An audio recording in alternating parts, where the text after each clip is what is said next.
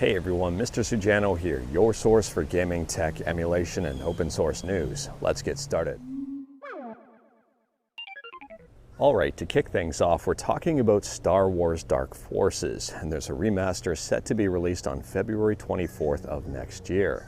It's coming out for PS5, PS4, Xbox One, Xbox Series X and S, Nintendo Switch, and PC. It's going to be a pretty big release. For those who may be unaware, Star Wars Dark Forces was an FPS released back in 95-96 for PC and PlayStation 1.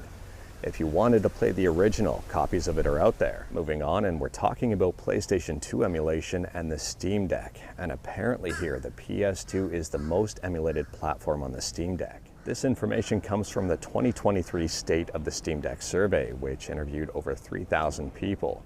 If you wanted to read the article, drop a link in the description below. Next up, we're talking about MAME, which stands for Subscribe to Mr. Sujano, or Multiple Arcade Machine Emulator, depending on how you want to interpret that. Anyways, here version 0.260 just released. One of the big things this month is BGFX video output for Wayland on Linux.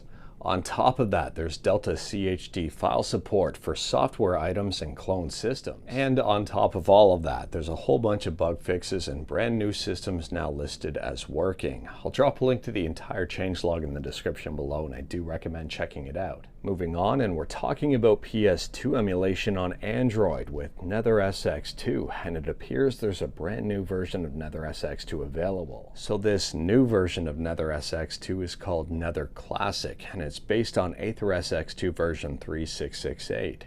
So if you've got a Mali GPU, or you've got a lower powered device, or you notice some performance improvement based on an older version of AetherSX2, this might be the version to check out. I'll drop a link to it in the description below, and I guess feel free to check it out. And next up here, we're talking about the PS5, the brand new slim PS5.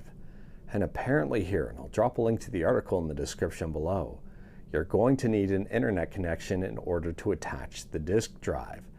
Now to me that is kind of crazy. You think it would be already baked into the firmware.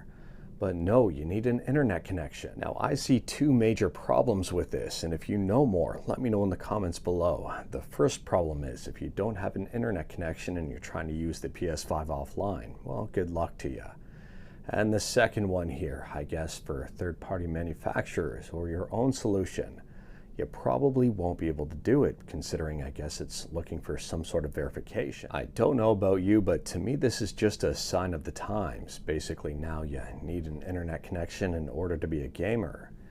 And I'm also thinking about things from later on down the road.